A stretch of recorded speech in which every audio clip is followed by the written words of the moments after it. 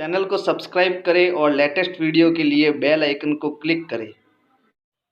नमस्कार, विनय क्लासेस की online class में एक बार फिर से आपका हार्दिक स्वागत, अभिनंदन।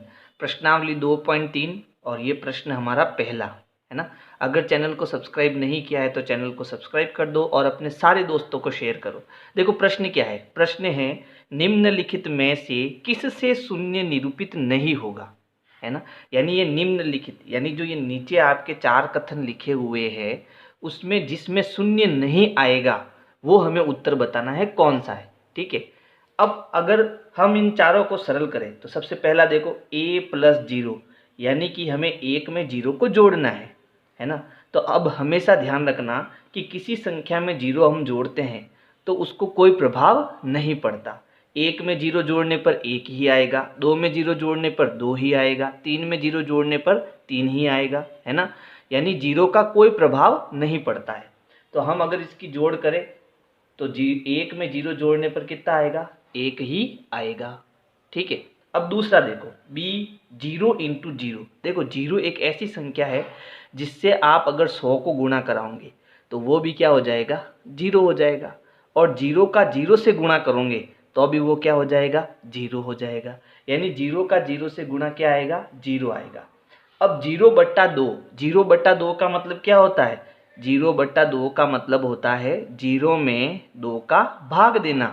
ठीक है, अब 0 में 2 का भाग क्या, किसी भी संख्या का भाग दो, उत्तर क्या आएगा, जीरो ही आएगा। तो इसको भी आप ध्यान रखना कि 0 में हम किसी संख्या का भाग देते हैं तो उत्तर भी जीरो आता है। अब इसको पहले हम सरल करते हैं तो 10 - 10, 10 में से 10 गया कितना होगा, जीरो। फिर नीचे कितना है, /2। अब 0/2 का मतलब क्या आया, जीरो ही आया। अब हमारा उत्तर क्या होगा, हमारा प्रश्न था किससे शून्य निरूपित नहीं होगा, है ना। तो ये जो पहला प्रश्न है ए जो हमारा है वो उत्तर हो जाएगा। भाई इसमें जीरो नहीं आया, बाकी सब में क्या आया, जीरो। तो हमारा सही उत्तर क्या हो जाएगा, ए। अगला प्रश्न देखो, प्रश्न है यदि दो पूर्ण संख्याओं का गुणनफल शून्य है तो क्या हम कह सकते हैं कि इनमें से एक या दोनों ही शून्य होने चाहिए। उदाहरण देकर अपनी पुष्टि कीजिए। तो यहाँ पर देखो लिखा हुआ है पूर्ण संख्याओं का गुणनफल। तो सबसे पहले बताओ पूर्ण संख्या क्या होती है। तो जो संख्या जीरो से प्रारंभ होती है और अनंत तक चलती है उसे हम क्या कहते हैं, पूर्ण संख्या कहते हैं। तो इसमें से कोई भी संख्या का हम गुणा करें, जैसे मैंने एक संख्या कोई भी ले ली, एक मान लो, ठीक है, और इसमें दूसरी संख्या मैंने ले ली जीरो। तो इनका गुणा जीरो कब होगा, जब इसमें एक संख्या क्या हो, जीरो हो, या फिर दोनों ही संख्या क्या हो, जीरो हो। ये इस प्रश्न का कहने का मतलब है। प्रश्न वापस पढ़ते हैं, देखो यदि दो पूर्ण संख्याओं का गुणनफल शून्य है तो क्या हम यह कह सकते हैं कि इनमें से एक या दोनों ही शून्य होने चाहिए। देखो शून्य कब हो गए कोई भी संख्या, जब इन दोनों का गुणनफल जब हम कर रहे हैं तो इसमें से कोई भी एक जो है वो शून्य होना चाहिए, तभी इनका गुणा जो है वो जीरो होगा। तो हम कहेंगे हाँ हाँ यह सत्य है, हाँ यह सत्य है। ठीक है, ये इसका उत्तर हो जाएगा। अब इसमें हम उदाहरण भी दे सकते हैं। फॉर एग्जाम्पल कि अगर हम कोई पूर्ण संख्या लेते हैं, इसमें से अगर कोई भी एक संख्या लेते हैं, जैसे मैंने ले लिया मान लो 10, है ना, 3 4 5 इसके आगे जो भी संख्या आती है वो सब। तो 10 इसका गुणा अगर मैं जीरो से कराऊँ तो क्या आएगा, जीरो आएगा। फिर मैं अगर 12 का गुणा जीरो से कराऊंगा तो भी जीरो आएगा। अगर मैं 1 1 3 4 5 6 7 1 3 5 इतनी बड़ी संख्या लूँ और इसको जीरो से गुणा कराऊँ तो इसका उत्तर भी क्या आएगा, जीरो ही आएगा। और अगर मैं दोनों संख्या जीरो ले लूँ और इन दोनों का गुणा कराऊँ तो अभी उत्तर क्या आएगा, जीरो ही आएगा। तो किसी भी पूर्ण संख्या का अगर हम गुणनफल करते हैं, है ना, तो उनका गुणनफल शून्य कब होगा, उनका गुणनफल शून्य तभी होगा जब इन दोनों में से कोई एक संख्या क्या हो, जीरो हो, तभी इनका गुणा क्या होगा, जीरो होगा। या फिर दोनों ही क्या हो, जीरो हो। हम ऐसा भी कह सकते हैं कि 0 × 10 बराबर कितना होगा, जीरो। इसका मतलब है किसी भी संख्या को जीरो से गुणा कराने पर उत्तर हमेशा क्या आएगा, जीरो ही आएगा। प्रश्न संख्या 3 है, यदि दो पूर्ण संख्याओं का गुणनफल 1 है तो हम कह सकते हैं कि इनमें से एक या दोनों ही एक के बराबर होने चाहिए। उदाहरण देकर अपने उत्तर की पुष्टि कीजिए। तो देखो प्रश्न क्या कह रहा है कि दो संख्याओं का गुणनफल कितना आना चाहिए, एक आना चाहिए। तो मान लो मैंने कोई एक संख्या ले ली a, ठीक है, ये आपके क्या है, पूर्ण संख्या है ना, वो 0 1 2 3 4 कुछ भी हो सकता है। इन दोनों का मैं गुणा कराऊं और गुणनफल हमेशा कितना आए, एक आए। तो ऐसा कब संभव है, ऐसा तभी संभव है जब यहाँ पर a की जगह कितना हो, एक हो, है ना। यानी एक a अगर आपका एक है तो एक और एक का गुणा कितना आएगा, एक ही आएगा। इसके अलावा अगर मैं किसी भी संख्या का एक से गुणा कराता हूँ, जैसे मान लो मैंने 2 का एक से गुणा कराया तो उत्तर कितना आएगा, 2 आएगा। जैसे मान लो मैंने 5 का एक से गुणा कराया तो उत्तर कितना आएगा, 5 आएगा, है ना। हम जो टेबल बोलते हैं, पहाड़ा बोलते हैं, 5 एकम 5। तो इसका मतलब ये हुआ कि अगर मैं कोई भी संख्या ले लूँ, जैसे मैंने ले ली 5344, है ना, और उसका अगर मैं एक से गुणा कराता हूँ तो उत्तर कितना आएगा, 5344। इसका कहने का मतलब ये है कि किसी भी पूर्ण संख्या का गुणा कराने पर एक कब आएगा, किसी भी पूर्ण संख्या का गुणा एक तभी आ सकता है जब दोनों ही संख्या क्या हो, एक एक हो, है ना, तभी एक और एक का गुणा एक आएगा। इसके अतिरिक्त अगर किसी भी दूसरी पूर्ण संख्या का अगर हम एक से गुणा कराते हैं तो वही संख्या आ जाती है। ये हमें ध्यान रखना होगा, है ना, कि भाई अगर हम दोनों पूर्ण संख्याएं एक लेते हैं और दोनों को हम गुणा कराते हैं तो हमारा उत्तर कितना आएगा, एक आएगा। इसके अलावा यदि कोई भी पूर्ण संख्या ले और उसे हम एक से गुणा कराएं तो वही पूर्ण संख्या आ जाएगी, है ना। तो ये थोड़ा आप ध्यान रखना इसमें। प्रश्न संख्या 4 है, वितरण विधि से ज्ञात कीजिए। यानी हमारे पास ये 3 प्रश्न हैं और इसमें हमें वितरण विधि से गुणा करना है ना। किस विधि से गुणा करना है, वितरण विधि से गुणा करना है। अब कैसे करना है देखो, जैसे यहाँ पर है 728 इंटू 101, है ना, तो आपकी कौन सी संख्या जो है वो जीरो वाली है, जैसे मान लो 10, 100, 1000, है ना, या फिर 10, 20, 30 ऐसी संख्या आपको बनानी है जिसके पीछे क्या आ जाए, जीरो आ जाए। तो ऐसी संख्या बनाने के लिए हम क्या कर सकते हैं, देखो जैसे मान लो हमारे पास प्रश्न है 728 इंटू 101, तो क्या मैं इसको ऐसे नहीं लिख सकता, 728 इंटू 101 को मैंने लिख दिया 100 प्लस 1। भाई 100 प्लस 1 का मतलब क्या होता है, 101 होता है, समझ गए ना आप। तो मैंने 100 को क्या 101 को क्या लिख दिया, 100 प्लस 1। भाई 100 से कितना ज़्यादा, 100 से 1 ज़्यादा, है ना। फिर यहाँ देखो दोनों के बीच में गुणे का निशान है और इसको मैंने ब्रैकेट में डाला है। ब्रैकेट में क्यों डाला है कि जब कोई भी संख्या हम किसी संख्या में प्लस करते हैं, ऐड करते हैं, तो उनको ऐसे ब्रैकेट में लिखना सही रहता है ना। यानी ये दोनों ही मिलाकर कितना बनता है, 101 बनता है और इसको मैंने किस में लिख दिया, कोष्टक के अंदर लिख दिया। अच्छा, अब वितरण नियम ये कहता है कि जब हम कोष्टक से गुणा करते हैं किसी भी संख्या को, तो इसका गुणा इस पहले वाले से भी होता है और इसका गुणा इस दूसरे वाले से भी होता है ना। तो अब देखो पहले वाले का 100 से गुणा कितना आसान हो जाएगा, देखना 728 का मुझे किससे गुणा करना है, 1 से। अभी हमने एक नियम पढ़ा था कि भाई किसी भी संख्या को हम 1 से गुणा करते हैं तो वही संख्या आ जाती है ना। तो 728 का मैं अगर 1 से गुणा करूंगा तो कितना आ जाएगा, 728 ही आ जाएगा। अब इसके पीछे कितने जीरो है, 2 जीरो, तो इसके पीछे आप 2 जीरो लगा दो, है ना। जब आप 728 का 100 से गुणा करोगे और जब आप गुणा करके वापस सबको जोड़ोगे तो वास्तव में उत्तर यही आएगा, आप चेक कर लेना, ठीक है। तो ये गुणा करना कितना आसान है ना। तो ये तो गुणा हो गया। अब वितरण नियम कहता है कि 728 का 100 से गुणा हो गया। अब 728 का आपका किससे करना है, 1 से गुणा करना है। लेकिन एक बात ध्यान रखना, यहाँ पर ध्यान क्या रखना है कि भाई 728 का 100 से गुणा किया तो ये उत्तर आ गया। अब 728 का 1 से गुणा करोगे तो इससे पहले बीच में क्या आ रहा है, प्लस आ रहा है, तो यहाँ प्लस लगाएंगे।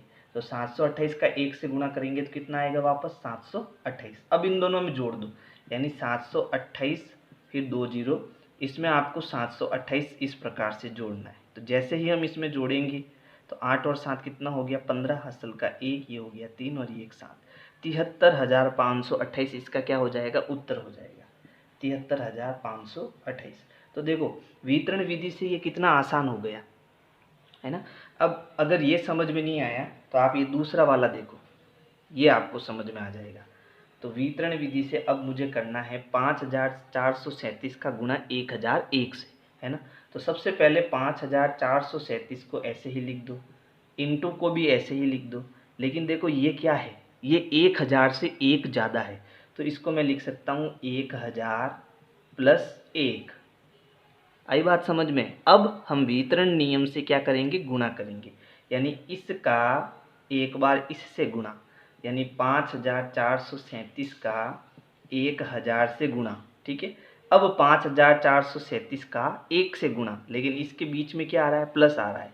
तो देखो इसका इससे गुणा हो गया, अब इसका इससे गुणा होगा, इससे पहले बीच में क्या आएगा, प्लस आएगा। तो 5,437 का अब किससे गुणा होगा, 1 से गुणा होगा, ठीक है। तो अब देखो 5,437 का 1,000 से गुणा कैसे कराना है कि भाई पहले आप 5,437 का 1 से गुणा कराओ, तो कितना आया, 5,437 ही आया। अब कितने जीरो है इसके पीछे, 3 जीरो है, तो इसके पीछे आप 3 जीरो लगा दो। देखो कितना आसान इसका गुणा हो गया है ना। अब ये प्लस का निशान, अब 5,437 का 1 से गुणा कराने पर क्या आता है, वही आता है। तो 5,437 हो गया। अब इन दोनों को जोड़ दो, तो जीरो में 7 जोड़ा 7, जीरो में 3 जोड़ा 3, जीरो में 4 जोड़ा 4, 7 में 5 जोड़ा 12, हासिल का 1, 3 और 1 कितना हो गया 4, फिर 4 और ये 5। तो ये आपका क्या हो जाएगा, उत्तर हो जाएगा। अगला प्रश्न है 824 का 25 से गुणा। तो इसमें देखो 824 का 25 से गुणा करना है, तो इसको हम लिख सकते हैं 824 गुणा, अब देखो 25 यानी कि 20 से कितना ज़्यादा, 5 ज़्यादा, तो इसको मैं लिख सकता हूँ भाई 20 से 5 ज़्यादा। आई बात समझ में। अब वितरण नियम से क्या करेंगे, इसका इससे गुणा और इसका इससे गुणा, बहुत सरल है। देखो कैसे, पहले 824 का आपको करना है 20 से गुणा, इससे गुणा हो गया। अब 824 का 5 से गुणा, तो 824 का 5 से गुणा, फिर इन दोनों में यहाँ प्लस का निशान है, तो यहाँ आपको प्लस का निशान लगा देना है, ठीक है। अब देखो इसका गुणा कितना आसान है, आपको क्या करना है, 824 को 2 से गुणा करना है। तो 824 का आप 2 से गुणा कर दो, 4 दूनी 8, 2 दूनी 4, 8 दूनी 16, तो ये हो गया 1648। अब ये जीरो इसके आगे लगा दो, 1 जीरो है तो 1 जीरो, 2 जीरो है तो 2 जीरो लगा दो। आगे बात समझ में, कितना आसान होता है देखो गुणा करना। फिर प्लस, अब 824 का 5 से गुणा कर दो, तो 824 का 5 से गुणा कर देते हैं, 5 चौक 20, हसल का 2, 5 दूनी 10 और 2 12, हसल का 1, 8 पंजे 40 और 1 41। तो इसकी जो गुणा है वो कितना आ गया, 4120। अब दोनों को क्या करो, जोड़ दो, तो हम दोनों को जोड़ देते हैं। तो 0 और 0 कितना हो गया, 0, 8 और 2 कितना हो गया 10, हसल का 1, 1 और 1 2, 2 और 4 6 हो गया, फिर 4 और 6 कितना हो गया 10 हो गया, हासिल का 1, 1 और 1 कितना हो गया 2। आप आराम से जोड़ना, मैंने सीधा जोड़ दिया है। तो इसका उत्तर कितना आ गया, 20,600।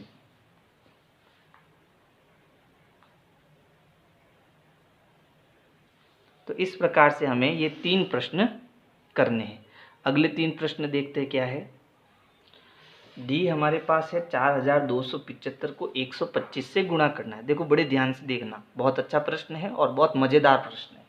सबसे पहले हम क्या करेंगे भाई, 4275 को हम ऐसे ही लिख देते हैं, ठीक। फिर गुणा 125 का मतलब क्या हुआ, 125 का मतलब हुआ भाई 100 से 25 ज़्यादा, है ना, 100 से 25 ज़्यादा। अब क्या हम इसको भी जीरो में बदल सकते हैं क्या, बिल्कुल बदल सकते हैं भाई, ये तो 100 हो गया। फिर ये 25 का मतलब क्या है कि भाई 20 से 5 ज़्यादा, 20 से 5 ज़्यादा। अब 100, 20 और 5 सबको जोड़ेंगे तो वापस कितना आया, 125। यानी 125 को हम ऐसे लिख सकते हैं, है ना। तो सबसे पहले 1, फिर इसके बाद में 2 जीरो, फिर प्लस 2, 2 के आगे 1 जीरो, फिर प्लस 5, तो इन सबको जोड़ने पर वापस कितना होगा, 125 होगा, है ना। तो इस प्रकार से हम इसको लिख सकते हैं। अब क्या करना है, अब देखो इस 4275 का एक बार इससे गुणा होगा, फिर एक बार इसके आगे वाले से गुणा होगा, फिर एक बार इसका इस तीसरे वाले से गुणा होगा, तीनों से गुणा होगा, है ना। तो ये मैं चिन्ह हटा देता हूँ, आप इसको समझ लेना। तो सबसे पहले 4275 का किससे गुणा होगा? 100 से गुणा होगा। फिर ये प्लस का निशान आ रहा है तो यहाँ प्लस का निशान लगाना है। अब 4275 का किससे गुणा होगा? 20 से गुणा होगा, है ना।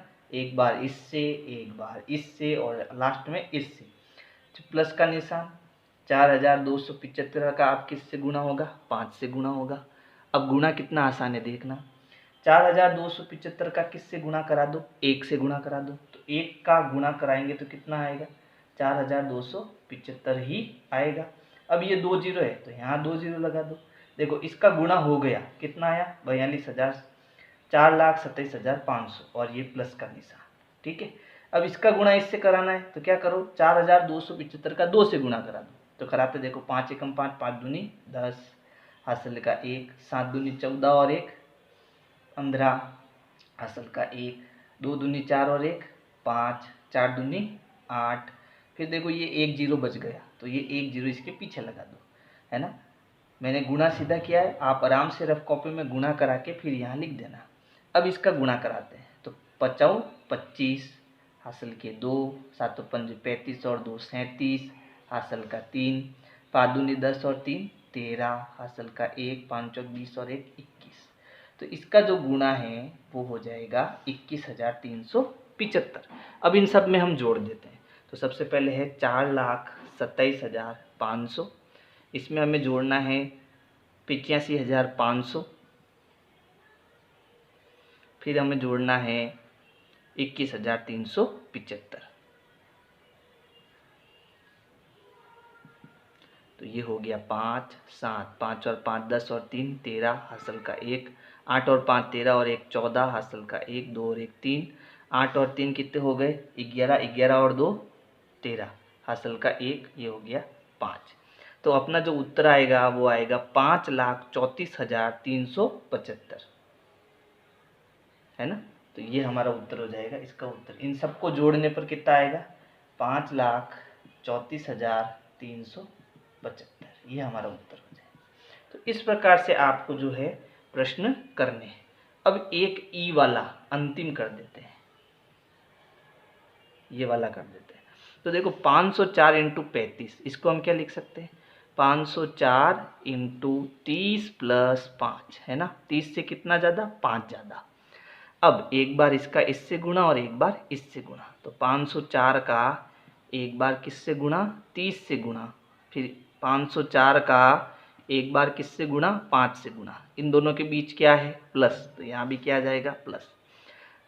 3 का गुणा इससे कराएंगे तो 4 3 12, हासिल का 1, 1 का 1 आ जाएगा, 5 3 15। अब देखो यहाँ जीरो है तो यहाँ भी जीरो लगा दो, प्लस 5 का गुणा करो, 5 चौक 20, हासिल के 2, 2 का 2 आ जाएगा, 5 25। दोनों को जोड़ दो तो ये हो गया 0, 2 और 2 4, 5 और 1 6, फिर 2 और 5 कितना हो गया? 7 और ये 1। उत्तर आ जाएगा 17,640, 17,640। तो इस प्रकार से हमें ये प्रश्न करना है ना। पांचवा प्रश्न है, निम्नलिखित प्रतिरूप का अध्ययन कीजिए। यानी यहाँ पर जो लिखा हुआ है उसको हमें बड़े ध्यान से समझना है। फिर और अगले 2 चरण बताइए। इसके आगे जो 2 चरण आएंगे वो हमें बताना है और ये कैसे हो रहा है ये भी बताना है। तो सबसे पहले देखो यहाँ पर 1 है, यहाँ पर 8 है और इसमें हम 1 जोड़ रहे हैं। 8 और 1 का गुणा करके 1 जोड़ रहे हैं तो उत्तर कितना आ रहा है? 9 आ रहा है। फिर यहाँ पर देखो 1 1 2 यानी 12 इंटू 8, गुणा 8 का ही हो रहा है। फिर इसमें हम 2 जोड़ रहे हैं तो उत्तर कितना आ रहा है? 98 यानी 9, फिर बाद में 8, 9 और 1 कम 8, ठीक है। फिर देखो यहाँ 1 2, फिर 1 2 3 यानी 123 का गुणा 8 से हो रहा है और यहाँ पर कितना जुड़ रहा है? 3। तो यहाँ पर देखो 1 2 3 4 5 ऐसे जुड़ रहा है और यहाँ पर 1 फिर 1 2 फिर 1 2 3 ऐसे बढ़ रही है संख्या। फिर 1 2 3 4 1 2 3 4 5 और 8 का गुणा हो रहा है। लेकिन उत्तर क्या आ रहा है? देखो उत्तर आ रहा है 123 का 8 से गुणा और 3 जोड़ने पर 9 8 7 यानी 1 कम आ रहा है। पहले 9 फिर 8 अब 9, 8 और 7, अगला वाला क्या आ रहा है 9, 8, 7, 6, यानी एक और कम हो गया, 7 के बाद 6, फिर 6 के बाद 5। तो अब अगला स्टेप क्या होगा, देखो अगला स्टेप होगा कि भाई इसमें एक काम करो कि यहाँ पर 1, 2, 3, 4, 5 है ना, तो अब की संख्या आ जाएगी 1, 2, 3, 4, 5, 6 और गुणा 8, फिर प्लस 5 के बाद कितना आता है 6। जैसे ही हम इसका 8 से गुणा करके 6 जोड़ेंगे तो जो संख्या आएगी वो क्या आएगी 9, 8, 7, 6, 5, 5 आ गया। 5 के बाद पहले क्या आता है 4, तो यहाँ पर आ जाएगा 4, ये हमारा उत्तर हो जाएगा। तो ये पहला चरण हो गया। इसके बाद क्या आएगा कि भाई अब क्या करो 1, 2, 3, 4, 5, 6 तक हो गया, फिर 7 भी ले लो और इसका गुणा किससे करा दो 8 से, फिर यहाँ 6 आ गया, कितना जोड़ दो 7 जोड़ना। जैसे ही हम ये काम करेंगे उत्तर क्या आएगा 9, 8, 7, 6, 5, 4, 4 तक आ गया। तो 4 के पहले क्या आता है 3, तो ये हमारा क्या हो जाएगा उत्तर। तो ये हमने 2 चरण उत्तर निकाल दिए, है ना। प्रश्न क्या था कि ये जो प्रतिरूप है उसको बड़े ध्यान से समझो और अगले 2 चरण बताओ, तो हमने ये अगले 2 चरण बता दिए। तो प्यारे बच्चों, अगर आपको मेरी वीडियो पसंद आ रही है तो अपने सब दोस्तों को शेयर करो, है ना, ज़्यादा से ज़्यादा शेयर करो। मैं कंप्लीट कक्षा 6 का कोर्स पूरा करवाऊँगा, है ना। Thank you. विनय क्लासेज की प्लेलिस्ट के लिए आपको यूट्यूब के सर्च में जाना है, ऊपर लिखना है विनय क्लासेज और सर्च करना है। इसमें आपको मेरा चैनल दिखाई देगा, चैनल में आपको जाना है। इसके बाद में यहाँ पर देखो होम वीडियोज़ और प्लेलिस्ट का ऑप्शन है, तो इस प्रकार से आप मेरी प्लेलिस्ट पा सकते हैं।